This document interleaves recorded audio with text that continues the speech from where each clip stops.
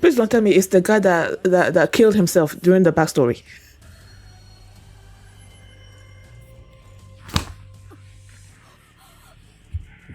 What did I just say?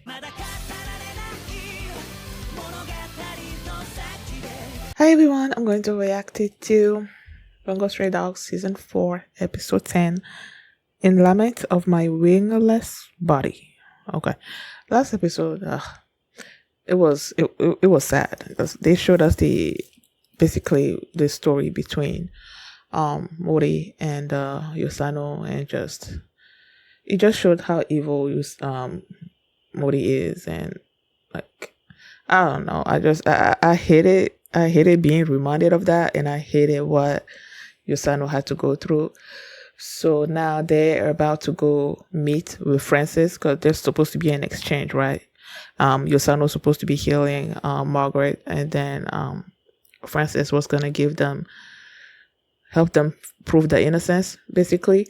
And they're also wondering if they're walking into a trap, but then it's like they have to do what they have to do to try to save the detective agency and whatnot. So they're heading to the meeting right now. So that's what happened last episode. And before we get into this one, if you guys are my reaction, please give it a thumbs up, subscribe, and please consider supporting my Patreon at patreon.com/feelingmini.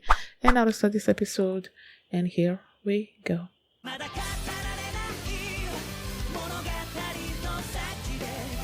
Okay, so yeah, like I was saying, Tajihara, it's just, how is she responsible? I mean,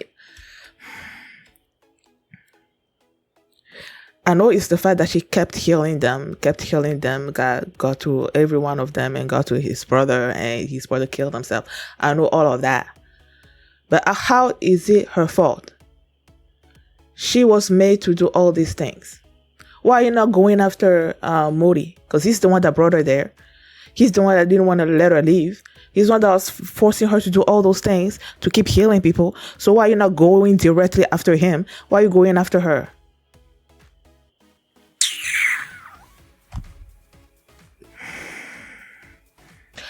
At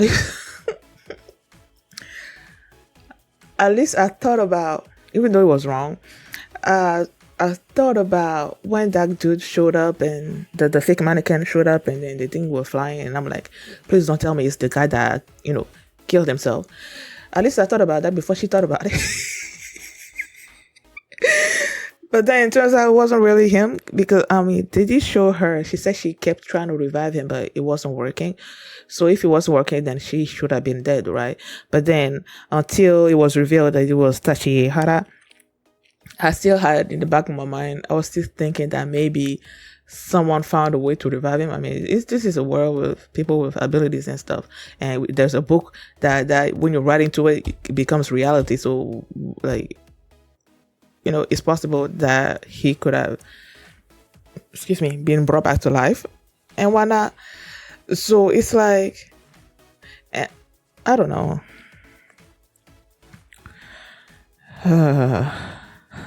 I remember saying when they were introducing the hunting dogs, and they were like, nobody has ever seen the hunting dogs, and I'm like, okay, is this hunting dog, is he actually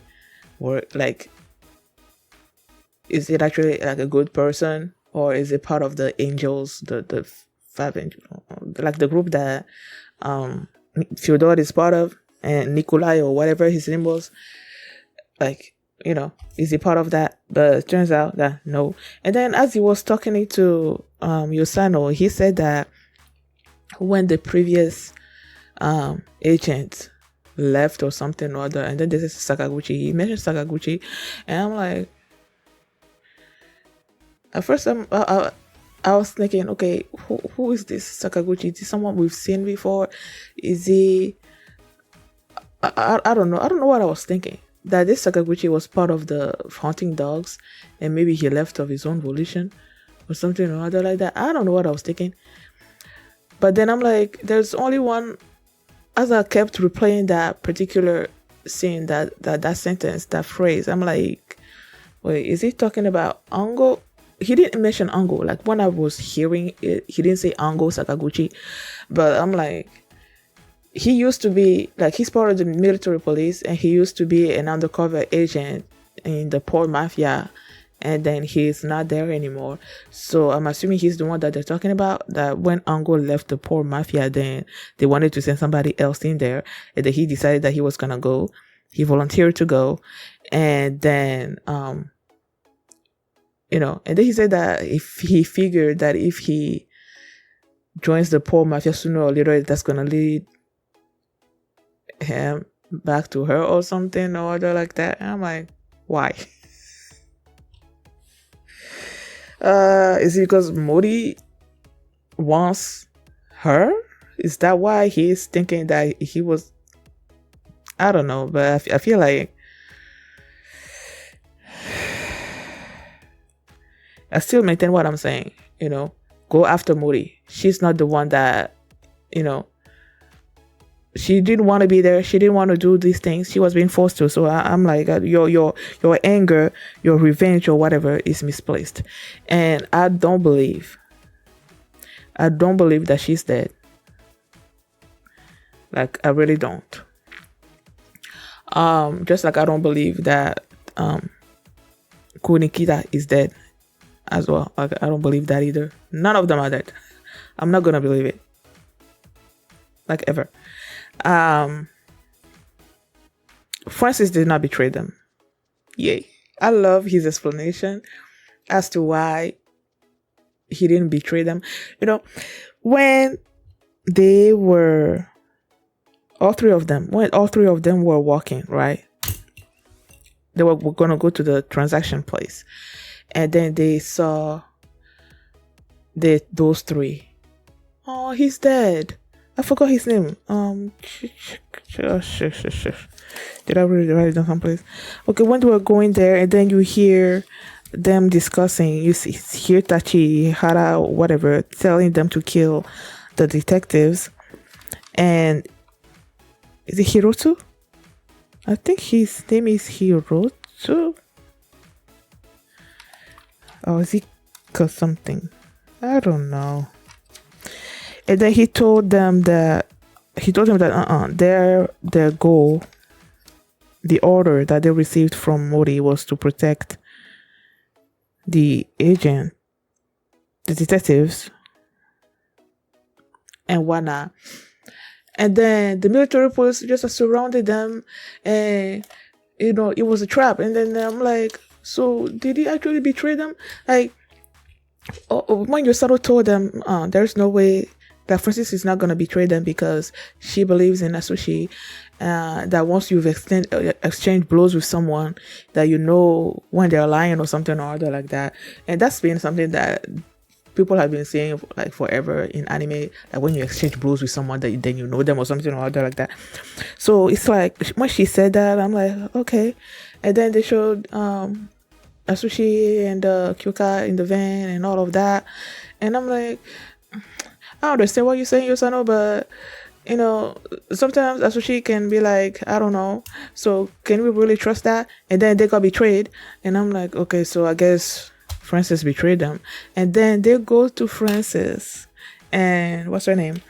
And she was like, okay, I devised, was it 75 or 76 strategies or whatnot, and basically most of them, 74 or something, was to basically betray the agency. And he's like, why did you decide to align yourself with them instead of going with my suggestions? And he's like, do you remember when we reconnected? And he's like, yeah, I will never forget, or something or other like that. And then he's like, after he got defeated, he was so distraught that the thought of rebuilding never even crossed his mind. But then the agency, like, they took, like, they just rebuilt like in nothing, in no amount of time. And he found that so sort of like inspiring, like they're the winners. And he always signed himself with what are you talking about?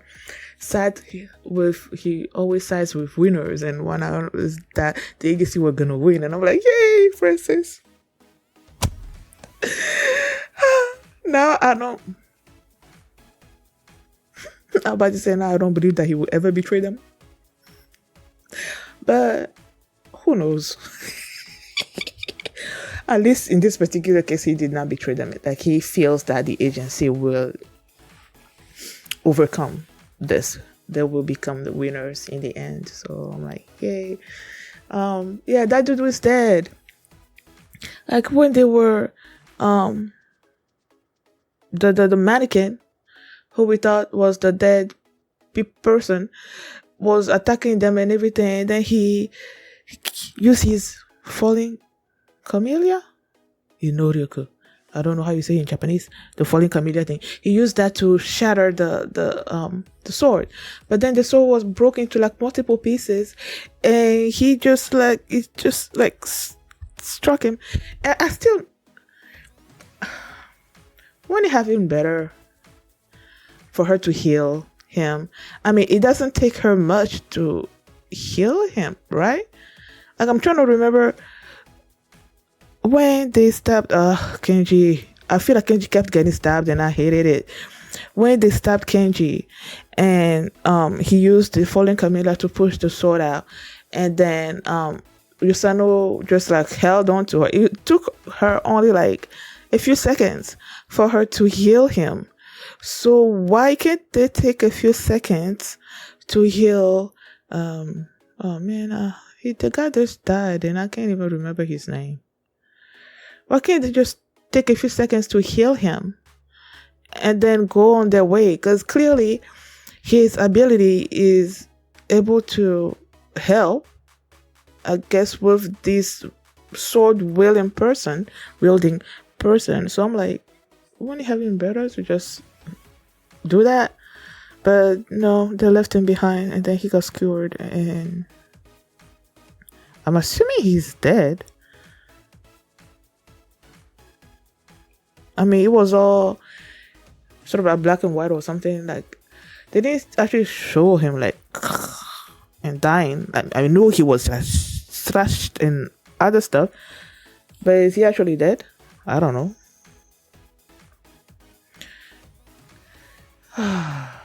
And then they went through this door, and he's like, okay, now I put a bomb over here, so anyone that's trying to get in, they're gonna get blown up. Even a hunting dog is gonna die, and something or other like that.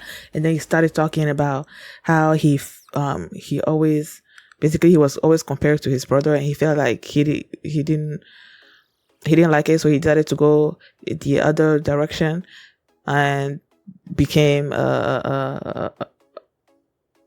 I was say hooligan. Well, I don't know. He was on the other side of the law, basically, and he was trying to get into this particular vault. And then these people caught him, and they gave him a choice to work with them or something or other like that. And ever since he joined that organization and he was following orders, he's found purpose for his life or something or other like that. And you're thinking, okay, he's talking about having joined the poor mafia, when it turns out that it was, the hunting dogs and whatnot. And I'm like, freaking frack. And also, what is his ability? I was trying to remember, like, all the time we've seen him in the show, I don't remember him saying Inoryoku and doing something. I feel like the only thing he did when he showed up was either fighting or using a gun. I feel like that's the only thing that I've seen him do. I know him and Gin will be butting heads at times, but I haven't seen him actually use an ability. So is his ability the same thing as his brother but more advanced? Can they transfer ability? Like, his brother is that controls metals or something or other like that, right? So if these hunting dogs have been enhanced by, stuff, could they have enhanced him with his brother's ability and whatnot? And that's how he's able to manipulate the swords and then the metals and stuff like that. I don't know. I'm guessing we're gonna learn more in the next episode. Thank you guys for watching. And if you like this reaction, please give it a thumbs up, subscribe, And if you want to see my reaction to the next episode, you can do so by checking out my Patreon at patreon.com/feelingme. And you can also see the full length for this reaction there as well. So thanks for watching, and I will see you next time. Bye. I know. I was just about to end this recording, and then I'm like, you know what? Let me check on a few comments. And then the first thing that I see, bro, why is Kenji always the punching bag? See, what can you do to deserve this treatment? Like, oh, may my soul forever be with the Paul Mafia. So I guess he really is dead. I forgot to mention that. Yeah, she used her ability on herself. And I was wondering during the episode, like, have we ever seen her do that? And then she did it this episode. Aww.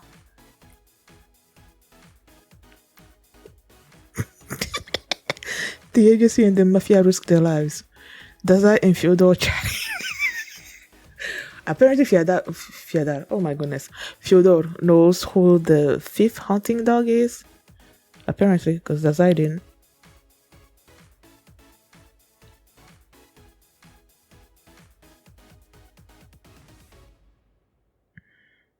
I guess these guys decided by Tachihara being here. I don't care. Bye. Cause I'm a fighter. So I go higher. You are the fighter, champion.